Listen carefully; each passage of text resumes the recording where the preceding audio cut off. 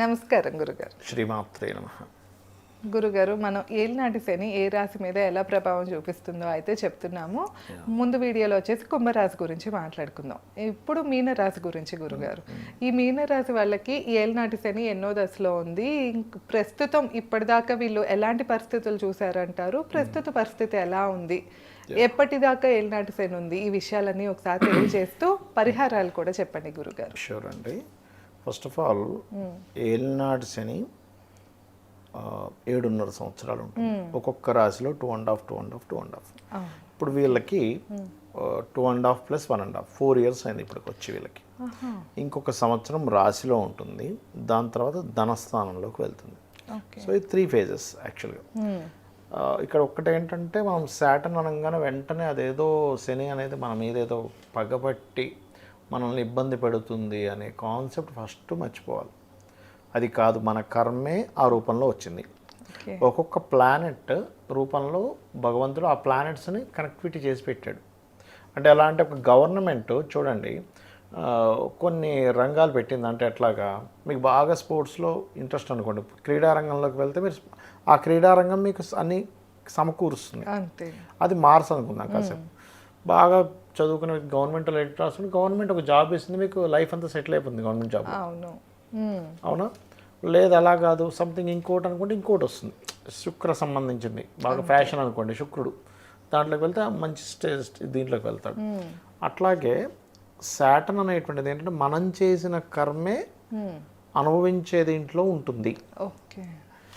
ఇక్కడ మీరు అనొచ్చు ఏమండి, మరి మనం రకరకాల పూజలు చేస్తుంటాం కదా, అండ్ దాన్ని తప్పించుకోలేమా అంటే తప్పించుకోగలం. అది ఎట్లా అంటే దాని తీవ్రత తక్కువ అవుతుంది, దాన్ని అనుభవించడానికి మనిషి శక్తి వస్తుంది. ఇక్కడ చేసుకోవడం వల్ల ఏమిటి, ఇప్పుడు ఏలినాటి శని వస్తుంది, నడుస్తుంది, జన్మంలో నడుస్తుంది. మీ నంబర్కి చిన్న సందేహం, మీరు అన్నారు కదా మనం చేసిన కర్మనే అనుభవిస్తాము అని. ఎగ్జాక్ట్లీ. అది మంచి కర్మ అయితే మంచి కూడా వస్తుంది. ఎగ్జాక్ట్లీగా మీరు మంచి ప్రశ్న అడిగారు. 100% మంచి కర్మ కూడా ఇస్తాడు శని, బ్యాడ్ కర్మ కూడా ఇస్తాడు. ఇప్పుడు శాటర్న్ ఇస్ ద కారక్ of oils, iron.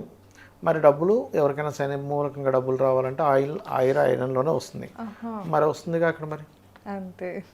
Iron business, oil business చేసిన కర్మనేనా గురుగారు, లేదా పూర్వజన్మ? ప్రతి జీవికి కొన్ని వందల వేల జన్మ సంబంధించిన కర్మలు క్యారీ ఫార్వర్డ్ అవుతూ ఉంటాయి. అవన్నీ ఏలినాటి శనిలోనే రావాలని రూల్ లేదు. కొన్నిసార్లు ఏలినాటి శని లేకుండా కూడా వస్తాయి. బట్ ఏలినాటి శని ప్లస్ ఆ కర్మ అనుభవించే రెండు మ్యాచ్ అయినప్పుడు ఎక్కువ సఫర్ అవుతాడు, రెండు మ్యాచ్ అయినప్పుడు తక్కువ సఫర్ అవుతాడు. ఇక్కడ చాలా మందికి అదేంటి ఆయనకి ఉంది నాకు ఉంది, ఆయన అంత సఫర్ అవుతున్నాడు, నేను తక్కువ సఫర్ అవుతున్నా, లేకపోతే నేను ఎక్కువ సఫర్ అవుతున్నా ఆయన తక్కువ సఫర్ అవుతున్నాడు ఏంటి అనుకుంటాం. కారణం ఏమిటంటే వీళ్ళ కర్మ ఈజ్ వెరీ లెస్, వాళ్ళకి ఎక్కువ కర్మ ఉంది.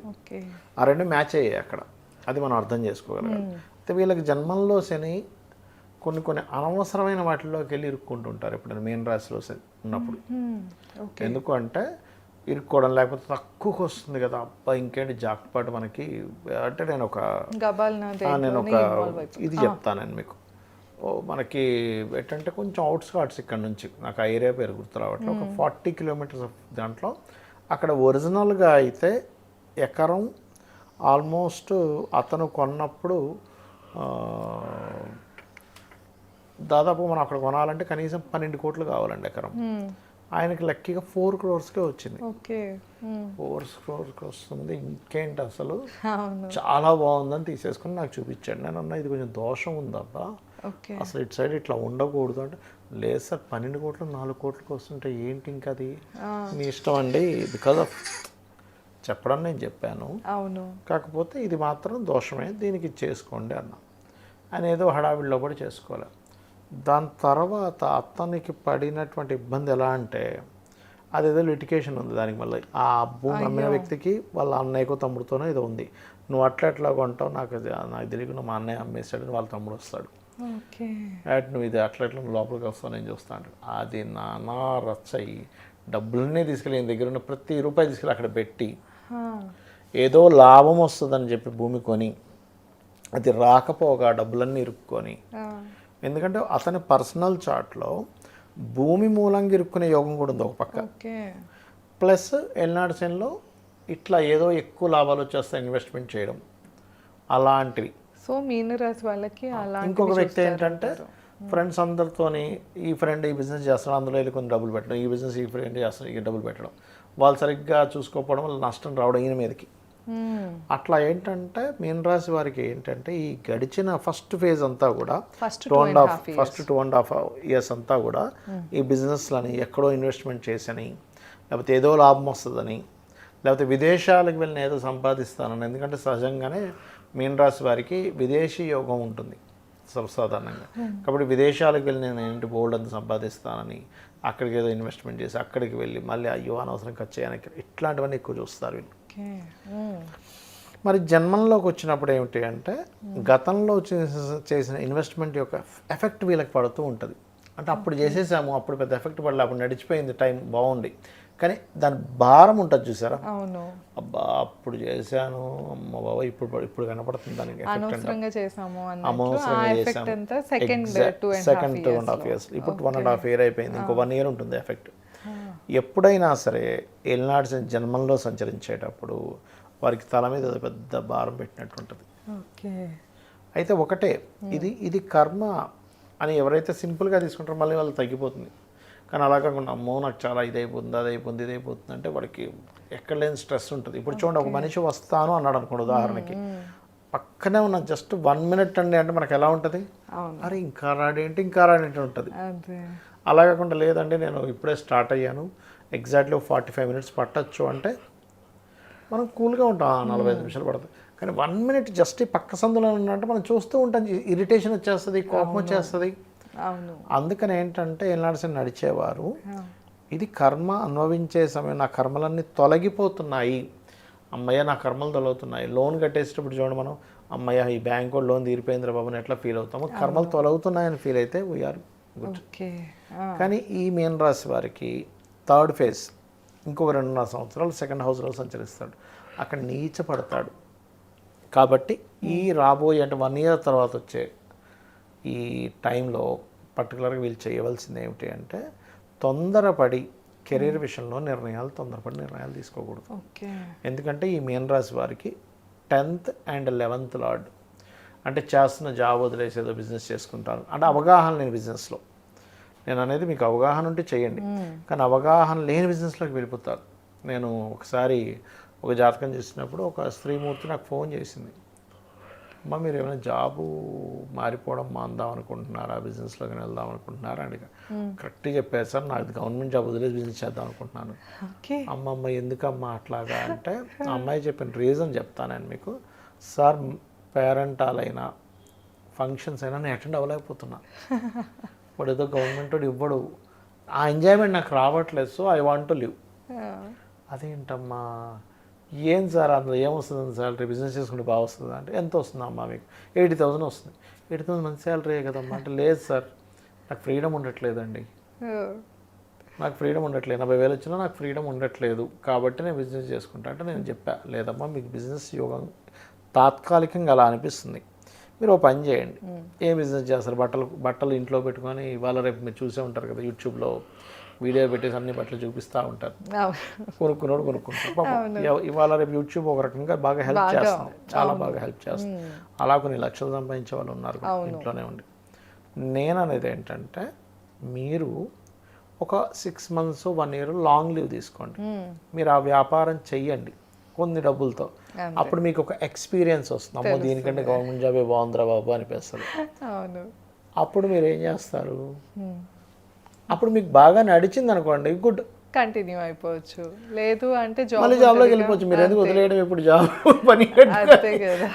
కొన్ని లక్షల మంది డ్రీమ్ కదండి గవర్నమెంట్ జాబ్ రావాలంటే. అంతే, అది కాక వాళ్ళకి ఆ అడ్వాంటేజెస్ చాలా ఉంటాయి, చాలా అడ్వాంటేజెస్ ఉంటాయి. ఇప్పుడు అంత లాంగ్ లీవ్ విడిగా ప్రైవేట్ అట్లో దొరకదు, గవర్నమెంట్ దాంట్లో కనుక తీసుకుని 1 year 2 years పెట్టేసి విదేశాలకు వెళ్ళిన వాళ్ళు ఉన్నారు చాలా మంది, అంతే తీసుకోవచ్చు అన్నప్పుడు అంతే అంటారంటే అంతేనమ్మా మీరు ఆ పని చేయండి అన్న. ఇంకా రిజల్ట్ నాకు ఇంకా తెలియలేదు, ఇంకే నాకు ఈ మధ్య జరిగింది ఒక 3 to 4 months మధ్యలో జరిగినటువంటి అంశం ఇదంతా కూడా. సో అది నేను అనేది ఏంటంటే ఇలాగ తెలియక రాబోయే 1 year తర్వాత 2.5 years అంతా కూడా ఇటువంటివి ఎక్కువగా ఉంటాయి. కాబట్టి ఈ విషయంలో పర్టికులర్గా జాగ్రత్త వహించాలి వీళ్ళు. ఇది సెకండ్ ఫేజ్. ఇది థర్డ్ ఫేజ్. ఓకే. నేను ఇప్పుడు చెప్పింది రాబోయే 1 ఇయర్ తర్వాత అంటున్నాను. అందుకే ఇప్పుడు 4 ఇయర్స్ అయిపోయింది కదా, ఇంకొక 1 ఇయర్ ఉంది రాశిలో. అవును. ఆ నెక్స్ట్ ఫైనల్ ఫేజ్ గురించే చెప్తున్నా. ఓకే. ఫైనల్ ఫేజ్లో ఏంటంటే వీళ్ళు జాబులు వదిలేసి బిజినెస్ చేద్దామని అలా అనుభవం లేకుండా చేస్తారు. ఓకే. అవి చేయకండి. ఎందుకంటే వీళ్ళకి 11th లార్డ్ 12th లార్డ్ ఒక్కడే సెకండ్ హౌస్లోకి వెళ్ళి కూర్చుంటున్నాడు. అప్పుడు అనుభవం లేని దగ్గరికి వెళ్ళి మీరు కనుక డబ్బులు పెట్టారు అనుకోండి 1 ఇయర్ తర్వాత ఏమవుతుంది, అనుభవం సంపాదించుకుని పెట్టండి, నేను కాదనట్లే, కానీ వితౌట్ ఎక్స్పీరియన్స్. అందుకే చాలా చాలా పెద్ద పెద్ద మేధావులు ఏం చేస్తారంటే మీరు ఏదైనా ఒక బిజినెస్ చేయాలనుకుంటే ఫస్ట్ పేపర్ మీద చేయంటాడు. పేపర్ మీద రాయు నీట్గా, నువ్వు ఏ బిజినెస్ చేస్తున్నావు, ఎన్ని డబ్బులు పెడుతున్నావు, దానికి ఉండేటువంటి మార్కెట్ కండిషన్స్ ఏంటి, నువ్వెంత కష్టపడగలవు, ఒకవేళ ఈ బిజినెస్ మొత్తం పోతే నువ్వు నిలబడగలవా లేదా, పోవడానికి గల కారణాలు ఏంటి, రావడానికి గల కారణాలు ఏంటి, నీ కింద ఉండే సిబ్బంది ఎలాంటి వాళ్ళు ఉండాలి, నీ ఎయిమ్, నీ గోలు, రోజు రోజుకి ఎంత పెరగాలనుకుంటున్నావు, ఒకవేళ పెరగకపోతే కారణాలు ఏంటి, దీన్ని ఒకవేళ అమ్మేయాలనుకుంటే ఎంత అమ్మేయగలుగుతావు, అన్నీ అనాలిసిస్ చేయమంటాడు. అప్పుడు నీకు ఫస్ట్ అయితే పేపర్ మీద ఎప్పుడైతే నువ్వు ఆ బిజినెస్ రాసుకుంటావో lot of ideas, lot of thinkings వస్తాయి. చాలామంది ఉట్టి ఆ బిజినెస్ అస్సలు తెలియకుండా ఊరికే పేపర్ మీద రాసి వెనక్కి అవుతుంటారు. అలా చేయకూడదు ఎప్పుడు కూడా. ఎందుకంటే చాలా బిజినెసెస్కి బయటకు కనబడే ఆదాయం వేరే ఉంటుంది, ఇన్నర్గా వేరే వేరే ఆదాయాలు వస్తాయి. అవి నువ్వు అక్కడికి వెళ్ళి ఎక్స్పీరియన్స్ చేస్తేనే నీకు అర్థమవుతుంది. వితౌట్ ఎక్స్పీరియన్స్ నీకు అర్థం అవ్వదు. కాబట్టి ఏంటంటే నువ్వు ఎక్స్పీరియన్స్ కోసం వెళ్ళమంటా నేను. ఎవరైనా బిజినెస్ పెడతానంటే బాబు నువ్వు 1 సంవత్సరం 2 సంవత్సరాలు జాబ్ చేయి, అంతే, లోటుపాట్లు తెలుస్తాయి, ఒక కస్టమర్తో ఎలా మాట్లాడాలో తెలుస్తుంది. కాబట్టి ఇక్కడ వీళ్ళు వితౌట్ ఎక్స్పీరియన్స్ 1 ఇయర్ తర్వాత కనుక బిజినెస్లోకి ఎంటర్ అయితే ఇక్కడ దెబ్బతింటారు. ఎప్పుడైనా బిజినెస్లోకి ఎంటర్ అవ్వాలంటే ఎవరి బర్త్ చార్ట్లోనైనా మెర్క్యూరీ బాగుండాలి. బుధుడు కనుక బాగోకపోతే మిస్కాలిక్యులేషన్స్, అసలు మనం ఎన్ని డబ్బులు ఖర్చు పెడుతున్నాం, ఎంత డబ్బులు వస్తున్నాయి, క్యాలిక్యులేషన్ లేదు, చూసుకోరు. అందుకే పెద్ద పెద్ద వాళ్ళు చూడండి, మీరు పాతకాలం వాళ్ళు చూడండి, ఒక బుక్ పెన్ను పేపర్ తీసుకొని వాడు ఖర్చు పెట్టే 10 రూపాయలు కూడా రాసుకుంటాడండి అందులో. అవును, చిల్లర కూడా రాసుకుంటారు. అందరూ చాలామంది తెలియని విషయం ఏంటంటే చిల్లర బోల్డ్ అయిపోద్ది మనకు తెలియకుండా. అవును, వేలలో లక్షల్లో అయిపోద్ది చిల్లర డబ్బులు. ఆ చిల్లర అనుకుంటాం కానీ లక్షల్లో అయిపోతుంది. కాబట్టి ఈ జాగ్రత్తలు తీసుకోవాలి. ఇప్పుడు జన్మరాశిలో సంచారం జరిగేటప్పుడు శని వీళ్ళు చేయాల్సిన రెమెడీ ఏమిటి, ప్రజెంట్ 1 ఇయర్ వరకు చేయవలసిన రెమెడీ ఏంటంటే సాటర్డేస్ పర్టికులర్గా వీళ్ళు ఒంటి నిండా నూనె రాసుకోవాలి. సాటర్డేస్ నువ్వుల నూనె రాసుకొని ఒక 15-20 నిమిషాలు కూర్చొని అభ్యంగ స్నానము అంటారు, నలుగు పెట్టి స్నానం చేసుకుంటారు. అది చేసుకుంటే చాలా ఎఫెక్ట్ తగ్గుతుంది, హెల్త్ ఇష్యూస్ రాకుండా ఉంటాయి. First point number 1. ఎల్నాడ్సి నడిచేటప్పుడు ఏమవుతుందంటే సర్వసాధారణంగా మనకి మన వాళ్ళు అనుకున్న వాళ్ళు దూరం అవుతుంటారు. గమనించండి, మన వాళ్ళు అనుకున్న వాళ్ళు మనల్ని నిందించడం, అని చేత కాకపోతే ఎందుకు దూరేవండం, అరే బాబు నా ఎక్స్పీరియన్స్ వేర్రా, మార్కెట్ అట్లా అయిపోయింది, నేనేం చేయాలి, నా దరిద్రం అటు పడిందని అసలు నువ్వు అన్నిటికంటే నువ్వే పెద్ద వేస్ట్ ఫీల్ అన్నట్టు చూస్తుంటారు. మనకి ఎక్స్పీరియన్స్ వాడు అనుభవించిన వాడికి తెలుస్తుంది. అంతే కదా, నేను ఎంత కష్టపడ్డాను నాకు తెలుసు, నువ్వు 10% నువ్వు కష్టపడవు నాకు తెలిసి, ఎంత చెప్పినా వినరు. ఇలాంటివన్నీ కూడా పోతాయి. ఓకే, అది పర్టికులర్గా ఏంటంటే దారిద్రము అంటాను చూసారా, ఎల్నాడ్సితో సంబంధం లేకుండా కొంతమంది దారిద్ర యోగాలు ఉంటాయి. దానికి స్పెసిఫిక్ మంత్రం ఉంటుంది చెప్తా, అది ఎవరైతే చేస్తారో 100% దారిద్రం పోవడం గ్యారంటీ. ఓం కనకాంగద కేయూర కమనీయ భుజాన్వితాయ నమః. ఎవ్వరు చేసిన భూమి మీద 48 నిమిషాలు చేయాలి. ఇది రోజు 48 నిమిషాలు చేసి చూడండి, రూపాయి ఖర్చు లేదు, దారిద్రం పోవడం గ్యారంటీ అమ్మవారి అనుగ్రహంతో. ఓం కనకాంగద కేయూర కమనీయ భుజాన్వితాయై నమః. ఏమిటండి దీని అర్థం అంటే అమ్మవారి భుజములు సంబంధించిన కీర్తించడం. కనకములు అంగదములు అంటే కనకాంగద కేయూరములు ఇవన్నీ ధరించిన అమ్మవారి భుజాలని చేస్తున్నాం. ఎందుకంటే అమ్మవారి భుజాలను ఎందుకు చేయాలి, ఇప్పుడు మనం ఓం మాణిక్య మకుటాకార జానుద్వై విరాజితాయ అని అమ్మవారి మోకాళ్ళ భావన చేస్తే జాబ్ వస్తుంది కదా. భుజాలు దేనికంటే మనకి శాస్త్రంలో 3వ భావాన్ని దారిద్ర భావం అంటాం ఆస్ట్రాలజీలో.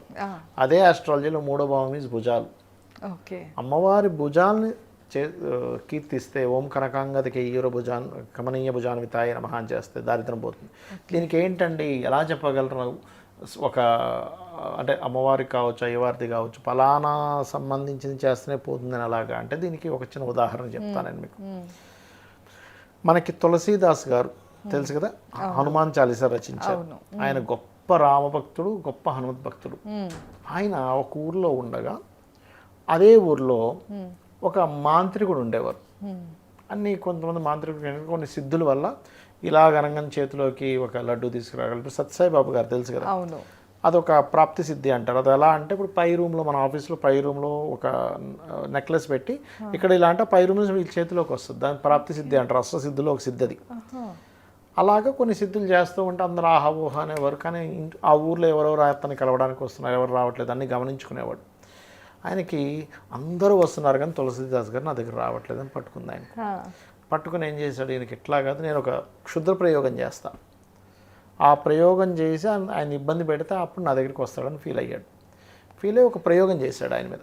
ఆ ప్రయోగం చేస్తే ఒంటి నిండా పొక్కులు వచ్చాయి, ఇది చేతులు ఇలా ఉండిపోయాయి, రావట్లే. అప్పుడు తులసీదాస్ గారు ఆంజనేయ స్వామికి హనుమత్ బాహు అని ఉంటుంది, హనుమత్ బాహు మీరు వినే ఉంటారు, అది చదివాడు. అంటే అది అప్పుడు రచించాడు. బాహువులు స్తంభించిపోయాయి కాబట్టి హనుమత్ బాహు సంబంధించిన ఈ బాహువులకు సంబంధించిన రచన అప్పుడు ఆయన క్లియర్ అయిపోయాయి వెంటనే. అంటే దీని అర్థం ఏమిటి, భగవత్ సంబంధించిన మనం ఏదైతే ఆ దివ్యమూర్తి శరీరకు సంబంధించినటువంటి మనం ఏదైతే స్మరిస్తామో ఆ రిలేటెడ్ సంబంధించిన మనకు క్లియర్ అవుతాయి. దారిద్రానికి భుజాలు కాబట్టి ఈ భుజ సంబంధించిన అమ్మవారిని ఎవరైతే ఓం కనకాంగద కేయూర కమనీయ భుజాన్వితాయ నమః అని దారిద్రం 100% పోతుంది. తప్పకుండా.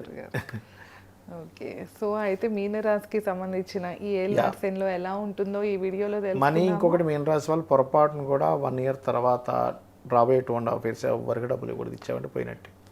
లాస్ట్ ఫేజ్ లో డబ్బులు ఇవ్వకూడదు అంటారు అంటే వీళ్ళకి పర్టికులర్గా, ఎందుకంటే శని నేర్చిపడుతున్నాడుగా, దానివల్ల కుటుంబంలో గొడవలు రకరకాలు ఏర్పడతాయి. ఓకే, సో మనీకి రిలేటెడ్ సంబంధించిన విషయాలన్నింటిలో కూడా చాలా జాగ్రత్తగా ఉండాలి. సో ఇంకా ఏమైనా సమస్యలతో ఇబ్బంది పడుతున్నా, ఒకసారి ఇంకా ఏమైనా విషయాలు క్లుప్తంగా తెలుసుకోవాలి అంటే స్క్రీన్ పైన స్క్రోల్ అవుతున్న నెంబర్కి కాంటాక్ట్ చేసి గురువు గారితో మాట్లాడచ్చు. ధన్యవాదాలు. నమస్కారం గురుగారు. శ్రీమాత్రే నమః.